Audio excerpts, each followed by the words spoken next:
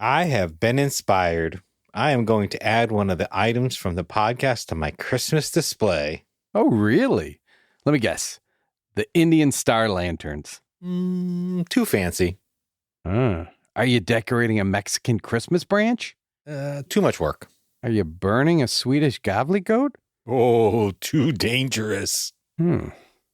Oh, no, not that. Tell me I'm wrong. Yep, I'll have the only butt plug Santa on Rosewood Court. Oh, behave! Yeah, baby, yeah! The following podcast contains graphic descriptions of international celebrating and global merrymaking. It may not be suitable for angry or unhappy audience members. Listener discretion is advised.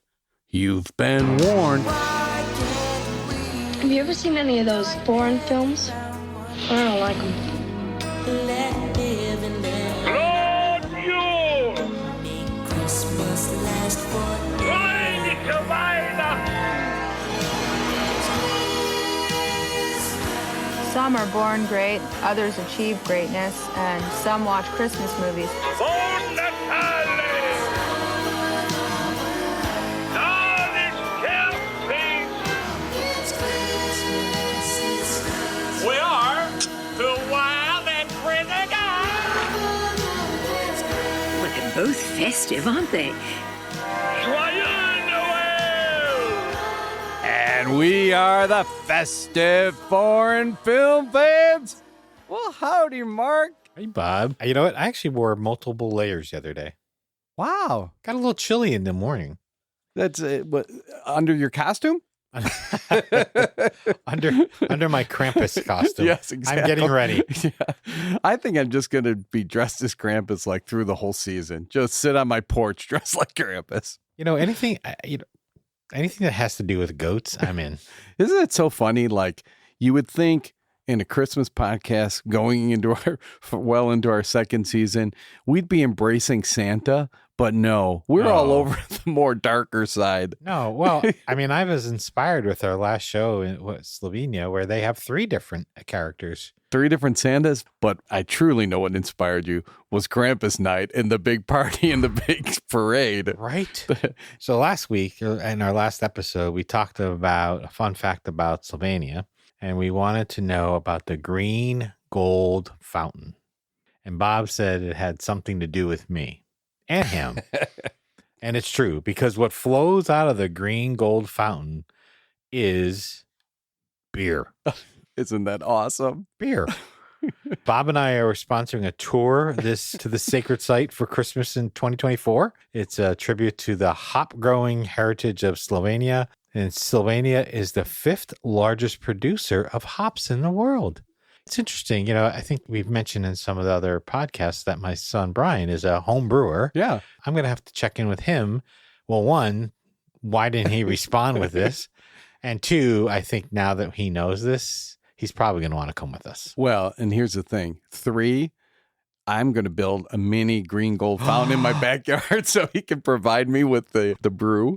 What a great idea. And hey, doesn't Jake, I think he has some, doesn't he have some contacts at some of these travel companies? Don't they need some tour guides to the Slovenia region for some beer tasting? Being a docent at a museum was sort of something I thought about in retirement, but I what kind of work should I do? I got it now. A docent on tours of Slovenia, the Golden Fountain. You be the docent, I'll be the drunk. That's why we're a team, Bob. Well, I'll hold up my end of the bargain, I promise. Want to watch a Christmas movie? Christmas movies are our bread and butter. We eat Chinese food and watch Christmas movies. I heard it's the best Christmas movie since Home Alone. Well, last episode was a great heartwarming movie. This episode's a little bit different. We're going to go to Singapore, and this film is called Gone Shopping, and where we're going to visit shopping malls. In fact, what's incredible is that 95% of this movie is shot in shopping malls, which I found that to be very creative. But we're going to meet Clara, who's a wealthy socialite, or we're going to learn what the phrase tata means. Renu, who's a lost Indian girl. and Aaron, who's sort of this, early 20s disillusioned retail clerk who's just sort of kind of mad at everybody. Isn't it funny to think these three very disparate, how do these three people end up kind of connected? Or That's right. and they're coming from different backgrounds in terms of class and age and circumstances, but they all share sort of this loneliness and a need for the love of Christmas. Let's talk about the actors in the movie. So Kim Eng plays Clara Wong. Kim has been a flight attendant, a singer, an actress, a television host for variety shows, cooking shows, travel and dating shows. She sounds like, what's that guy's name who's on everything? American Idol, everything. Oh, Ryan Seacrest? Yeah, he sounds like the Ryan Seacrest of Singapore. She's now going to be hosting Wheel of Fortune in Singapore. She has won awards for the Best Variety Show Host and Best Actress. She's bilingual, but has not appeared in any English-speaking films. She's shamed us. Exactly. Very good job in this film. The next actress is Sonia Nair. She plays Ranu Balakrishnan. Shania is known for this film from 2007 and now two more recent films in 2018 and 2020, but none are English speaking. There really wasn't a lot of information about her, but she was related to one of the security guards in the movie, Uncle Menyon. Isn't that so funny that they act together a lot and that she's related to him? Yeah, it's kind of funny. I mean, the security guards play sort of a comic relief in the movie. And then our last actor, Aaron Cow, he plays character Aaron Ho. Aaron was a student in the director of filmmaking class when she told him about the movie and said he fit the role. So his teacher said, you should try out for this role. And then he got the role. He had never acted before and said it was never his intention to do so. This appears to be his only film. Isn't that so funny? It's like, I don't want to be an actor. We'll be in this film. Okay, I'm done. Isn't that funny? Yes. I mean, I would think I would want to do another. Yeah. And he does a nice job here. But yeah, this movie, let's talk about it. So it is interesting that I like the creativity of the movie where in our last film, other films, there's all these different locations. They're beautiful. But in essence, this movie is all filmed at malls. There's a couple scenes that are outside of it, but I thought that's a pretty creative approach, which is the mall is a very important part of the movie. Hey, Mark, I just have to share something with the listeners. A lot of times when we're dividing up the movies, if you notice, my movies are normal narrative, beginning, middle, and very Hollywood-like. When I get these movies where I'm shaking my head going, what is this? That ends up always on the Mark list. But I enjoy the challenge. Well, and also we should say about this movie, Bob, I'm not going to put any pressure on you, but I expect commentary about firsthand accounts of this, right? Because you have been to Singapore before, so you've witnessed this. Not only have I been to Singapore, but I was in Singapore in December. Right at Christmas time, yes. I do read. That's right. So one of the things, after I watched the movie the first time, I was sort of fascinated. I'm thinking was Singapore portrayed in this materialistic way? Maybe yes, maybe no. But I went back and I did a little research about Singapore. So first, the size of Singapore is about maybe 3 times the size of Washington D.C. So not a huge place. Oh. It also has 171 malls in Singapore. So it's 3 times the size of DC and it has 171 malls? 171 malls. Wow. So then it was like, okay, so this is important for the culture and understanding it. The one that they mentioned in there, Mustafa, I think it's pronounced, is one of the largest. I mean, I think you said you've been there. I've been there, yep. Oh, did you get my Christmas gift there?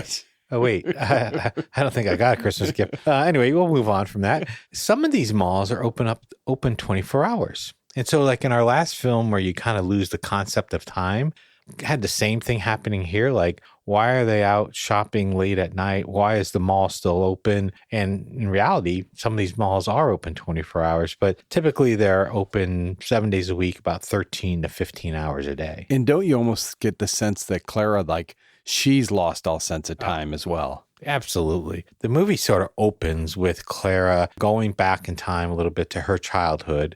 Her mother tells her, Clara, you're going to be a good wife someday because you like to go grocery shopping, right? I mean, talk about foreshadowing or putting girls into a certain role.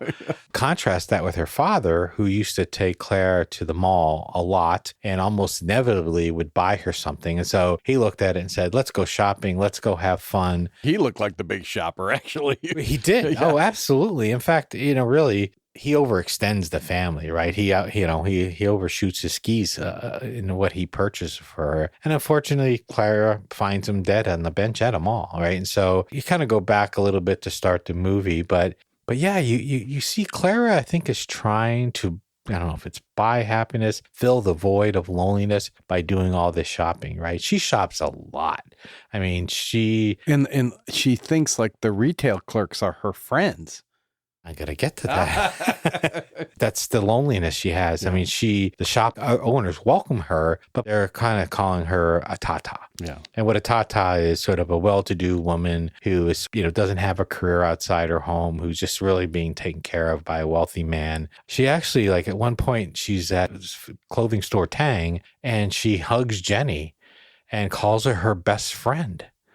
And Jenny sort of is like, what? Like really Jenny's just looking at her as a customer who has shopped there frequently. And so Claire is certainly, it is so sad, certainly leading a sad life. Yeah. But we do see a real, I didn't think that Claire was a tata, but the other woman who she keeps running into did strike me as an actual real tata. Pat, well, yeah. I mean, Pat definitely was a tata. Mm-hmm. I mean, I think it all depends on what perspective you have, right? Because Aaron is again this early 20s. He comes into the mall with his friend and his friend's sister, sort of like angry at the world, angry at all the rich people. And so from his perspective, what he sees her walking around with all her 6 or 7 bags, that's what he feels, right? I guess, yes, right? You're right. But like from a personality, I mean, Clara is lonely. Yeah. Clara's seeking friendship. Clara's seeking love. Clara, as we go through the movie, right, we find Renu, who's this Indian girl who's with her parents at the mall, and they are arguing so much with one another, the parents are, that they lose track of Renu. So all of a sudden, Renu's in this mall by herself, and she's running around trying to find her parents. Clara, when she meets up with Renu, comforts her, covers her with a blanket, takes her to eat. So you're right. She probably isn't a tata, but from different other people's perspective. She does look like, because you'll see her with lots of shopping bags, but you see that it's almost her way she doesn't know how to fill that loneliness. I find Renu is like the opposite of her. Her parents have abandoned her. She's by herself. She comes to it's like she's almost living in the mall, Well, she is, right? Yeah. It reminds me of that movie with Tom Hanks where he's living in the airport. Yes, exactly. Right? Yeah. Renu kind of gets separated from her parents. Aaron is sort of coming into this mall. In fact, he actually pretends to kill tatas. Like he's got his little finger and he's kind of shooting at them. So rich socialite, rich in materialistic ways.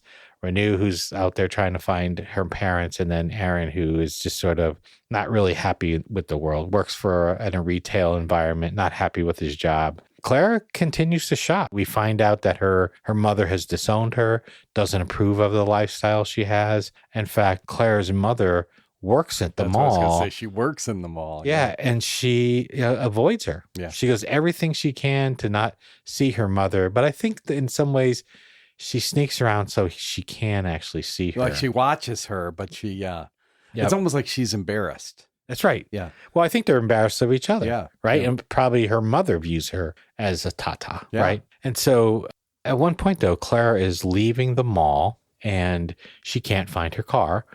And so this gentleman sees her. We find this gentleman finds out that his name is Valentine. And Valentine sees her, comes over to help her, and she recognizes him, saying, well, that's funny. I bring up American Idol because she's like, you were this famous contestant on this talent show, and you were so good. And at first, he doesn't recognize her, but eventually he does. But clearly, she feels connected to him. Yes. And as sort of, you can see, she's sort of wooing in his presence. And lights up a little bit. Yeah, lights up, yeah. But unfortunately, we come to find out that Valentine, why maybe a winner of this talent contest, is now selling mattresses. Sells mattresses. And again, all around this mall. Probably, it doesn't really say this in the movie, but what I imposed upon Valentine was he probably is not living the life he thought he would as a talent winner. Mm-hmm. And so he's also seeking something out of a relationship or out of his life as well. But it's amazing how all of these principles are tied to this mall. Even the mother works at the mall. Right. Valentine works at the mall. Right. They're all, Yeah. Aaron, and his friend come to the mall all the time. And then also in this movie too, just worth a mention, because Bob, I'm gonna let you down, and I feel so bad. But there's this shoplifter kind of character, right? So Renew sees this man coming into the mall. She looks like he's carrying a case, and Renew is telling a security guard that looks like he's carrying explosives. But this man goes into a dressing room, but comes out dressed as a woman. And this person has some type of relationship with a mannequin, where every time he comes out dressed as a woman, he bows to the mannequin, whispers words to the mannequin, dresses the mannequin. And I never ever could figure it out. And so I will give multiple stickers and beer to the person who can tell me what that relationship was. But I was like, well, the only thing I could think of was that mannequin some kind of like a Indian god or something, like a Vishnu, because he would give money. Like it was almost like he was honoring the right. Like I was like, is that the god of shopping or something? It was that was the most bizarre thing. And you keep thinking, am I supposed to be getting something from this? Totally.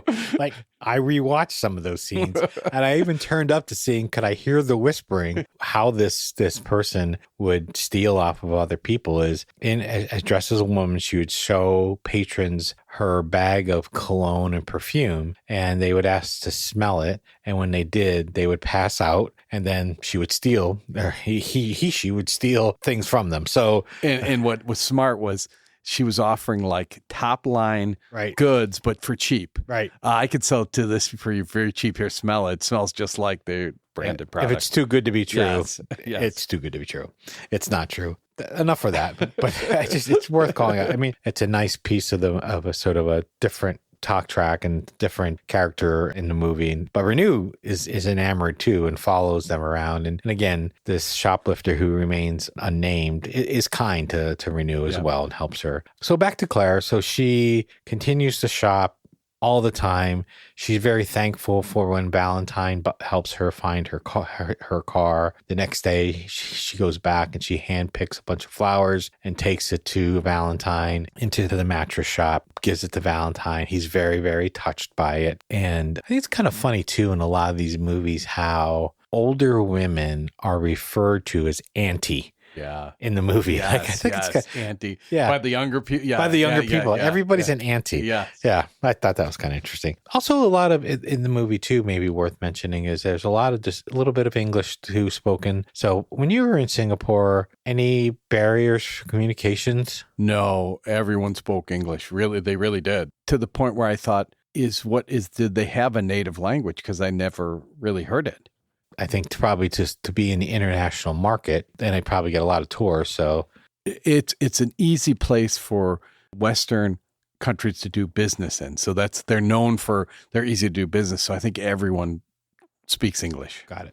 Yeah, it makes sense. So back to the movie. So at this point in the movie, right, Renew is still looking for her parents. She's been captured by the security guards who've been sort of trying to monitor and capture her. Aaron is now dating or has hooks up with his best friend's sister. Never a good idea. He thinks he has found love. She probably considered it more like a Tinder hookup. They have a wonderful evening together, but he sees her hanging out with some other guys, gets into a little bit of fight and kind of takes out his sword, and sort of now this rage is building in him.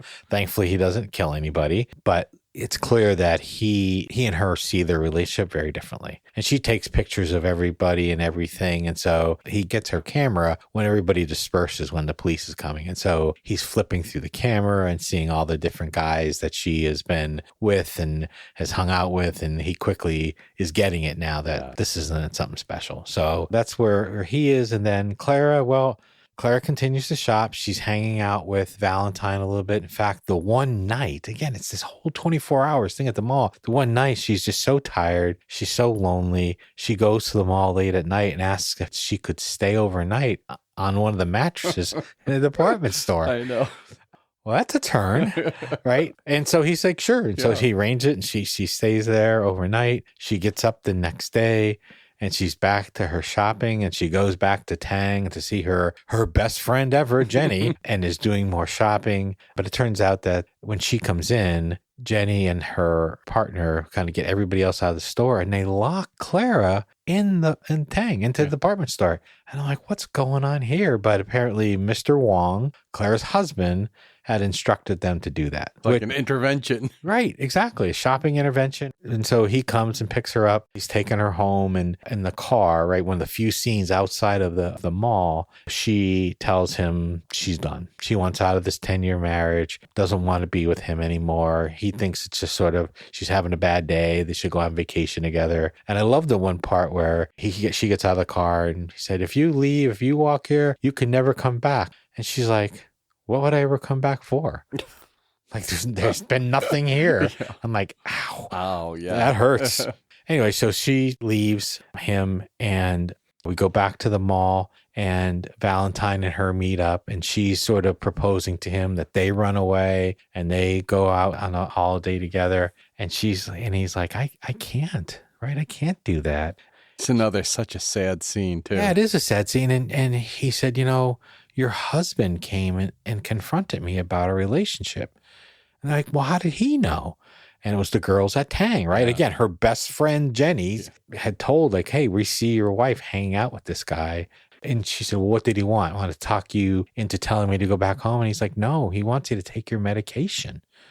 And at first when that happened, I'm like, oh, are these some type of psychological things to help her sort of keep balance? But no, it turns out she has a heart condition. And so he gives her the pills. Everything's sort of coming to head, right? Renew, who it just gets onto the mall loudspeaker and asks her parents, like, I just want to go home, Mom and Dad. I just want to go home, which is, her cry for love.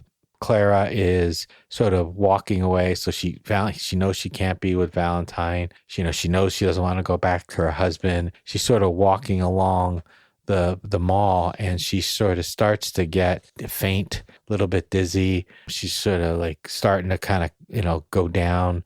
Aaron sees her and still is in sort of this full rage. He grabs his sword and he starts running towards her. And all I can tell you is that in the end, each person's sort of true goodness comes out, but I'm not going to tell you how the movie ends. I'm glad you did. You know what is fascinating to me, though, is that in us discussing it, even watching it, I didn't realize how much the mall played in the, you know what I mean? Like, and I'm like, oh my gosh, yeah, the mall. It was through the whole thing. It was different. Like in most movies, you don't have a single place for filming, but here it was all in these multiple malls in there. And you said you visited multiple malls? Well, the Indian mall that she was in, it's very much like a bazaar. Like it's really close in, and so I've been to a couple of the malls. Okay. So what did you think? Do you think it was Christmassy, festive? Well, that's the thing, and again, I always try to give it the benefit of the doubt, but this one, there's Christmas in the background, so it's occurring at Christmas time, but I didn't get a sense of Christmas at all. Yeah. No, I didn't either. There isn't really even the Christmas spirit in it either. No. In fact, you could argue that it's anti-commercialization, anti-shopping, Sure. So it's like, almost anti-Christmas, you could say. What is shocking is Singapore is an incredibly decorated place. Like they have lights over the top, and you didn't get that sense of this here in the movie at all. Yeah, so that's a great perspective that you have, because I thought there wasn't any and you heard some Christmas music, right? You heard like when she and Valentine are sort of realizing they can't be together. There's some Christmas music playing in the background, but that's about it. I got to the point the second time I watched it, I was like looking for in the background to see some Christmas, and it's there, but it's very underplayed. How did it make you feel watching this movie? I would say a little bit bewildered in terms of, I liked the character of Clara. I found her intriguing and I was interested about it. And I thought that the girl Renew was poignant and it's so sad. Like her family doesn't even know that they're gone. But I kind of kept wondering what was happening. What was the movie about? Right. So that's why it's on your list. Yeah. You know what I mean? That's why I was struggling with, it's well filmed, well acted, but I didn't understand it. Yeah, I don't. So this one I struggled with as well. And these three characters had immense gaps in their lives, all kind of loneliness based, I guess you could say. And how they attempt to fill that is approached differently. And again, in the end, That's what I like. I did like the ending. yeah. And I did think, I kept wondering about that other character, like the shoplifter character. Like I thought something more was going to come from that. That it just bewildered me. I wish you could have seen me rewatching those scenes, turning up the volume. Will you watch it again? The only thing I did enjoy about it is I liked seeing Singapore again, but I don't think so. Mm. Would you recommend it to a friend or enemy? Oh, wait, that's not part. Yeah, I probably wouldn't recommend it to anyone unless someone was looking specifically. They wanted to see a movie in Singapore, but what's The Rich Asians? That one, yes, Crazy Rich. That's, that one is probably a better view of Singapore. Right. Yeah. Yeah. Quite honestly, I wonder if the Singaporean Film Association, if there is such a thing, thinks that's a good representation. That's why I was curious to hear This film, from you. you mean? Yeah. What was your feel? I mean, would you watch it again? No, I don't think so. Recommending to someone else, I would say, like if there is somebody who's like a film critic or a film student or something like that saying, hey, you want to see a different way to portray a film, or if there's a film, if you're looking for film that's just sort of shot from a different perspective, this one might be interesting that way. Well, and you definitely got more out of it than I did. And that's why I liked hearing from you, because what I realized in talking it through, they're all dealing with loneliness in a different way. Yeah. And that draws them together. And I wouldn't necessarily say I really realized that when I was watching it. But now talking it through, I'm like, well, that is interesting. And it was like different. And they're all at different ages. And the loneliness they have is probably something in common, but it's very different too. Very different. Yeah. Anyway, so I did learn how to say Merry Christmas. Oh, I want to hear it. So to say Merry Christmas in Singapore, and you ready? Mm-hmm. It's Salamat Hari Natal. Ooh. Salamat Hari Natal. You say that very well. I practiced 7 times in the mirror.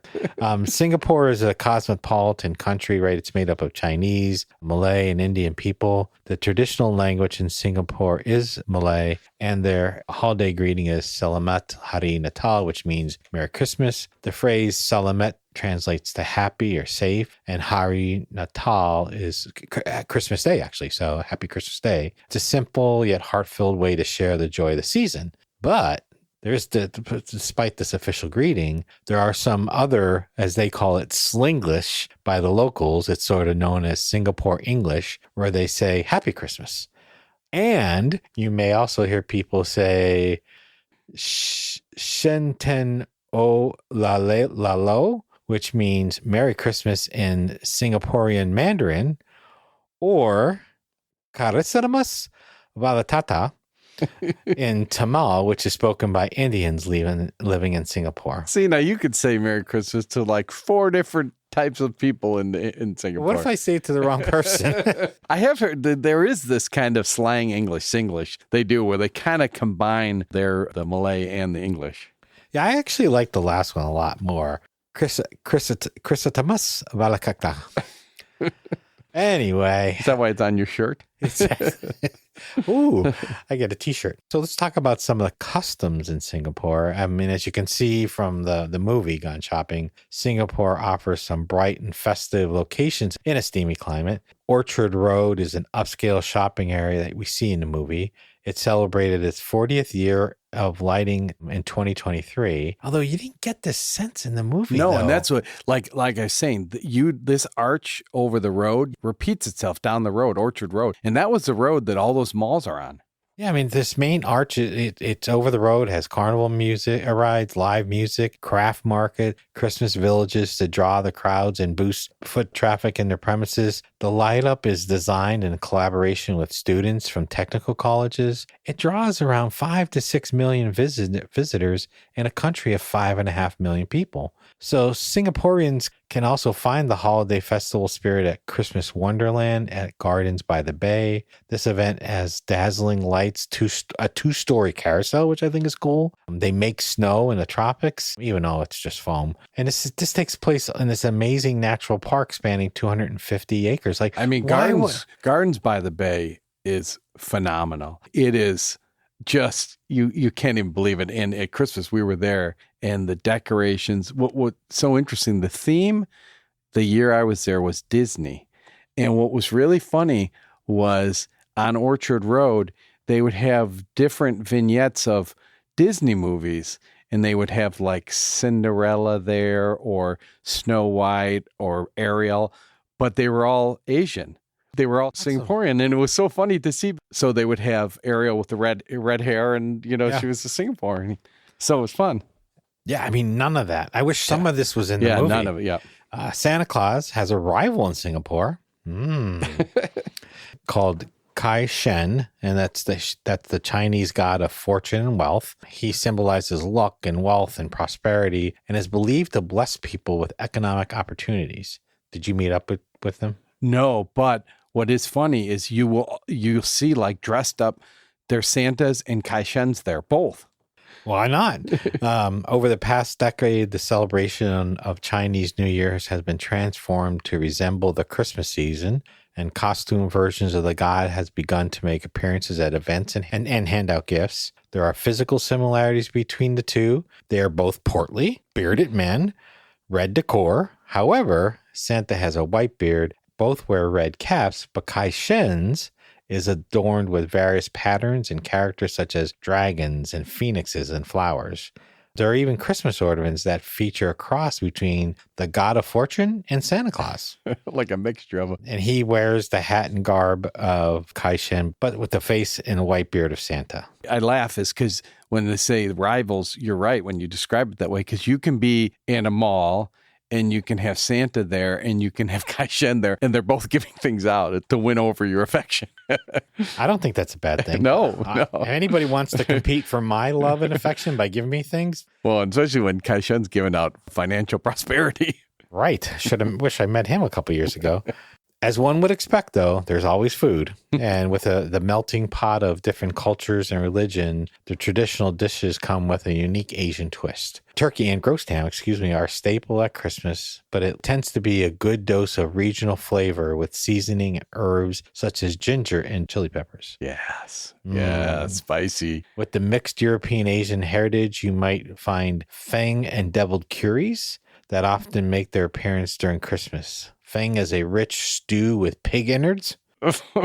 Pause.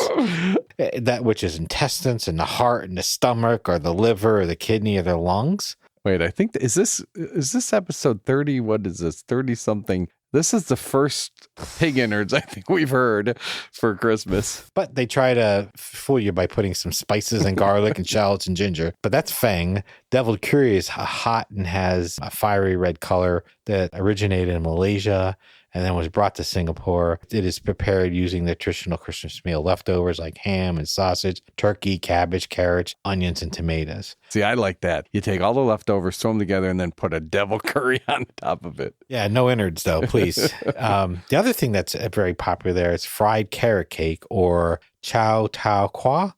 Contrary to the name, Singapore carrot cake does not have any carrots in it. Okay. Why would it? It has radishes and it is not as sweet or dessert. Chow tau means radish or carrot, while kueh means pastry or rice cake. So it might be more accurately described as a radish omelet steamed with pig innards. No, it doesn't. A radish omelet steamed with rice flour, then chopped and fried with garlic, some turnips, and some eggs. And the last thing, they also have the Yule log, which is a meal of stuffed turkey or honey glazed ham. They'll end the meal on a sweet note with the log cake. These log cakes were originally made to resemble snowy, charred logs with chocolate icing and a heap of powdered sugar. So they now include more local innovative flavors like yuzu, passion fruit, mango, and matcha. So you do kind of end with it. Honestly, this stuff sounds wonderful because I like spicy. Yeah. I like ginger, shallots. Even the fried carrot cake, as long as I knew it's not carrot and it's not cake, it's more like a kind of a pancake, soy sauce kind of thing. I'd love that. I would try everything. Yeah. The innards, just no. Don't tell I don't me. want the. No, I don't want. The just don't tell me it is. I don't want the innards. Just don't tell me what it is. Hey, should we talk about a little bit about some of the music from Singapore? Yes. This calls for some Christmas music. Yes, this Christmas music. What kind of Christmas music is that? least you could do is play some Christmas music. And now back to Christmas music. 四季一样气氛，我依然会选择 Merry Summer Christmas。听着钟声响着，心情开始亮了，多珍惜这一刻。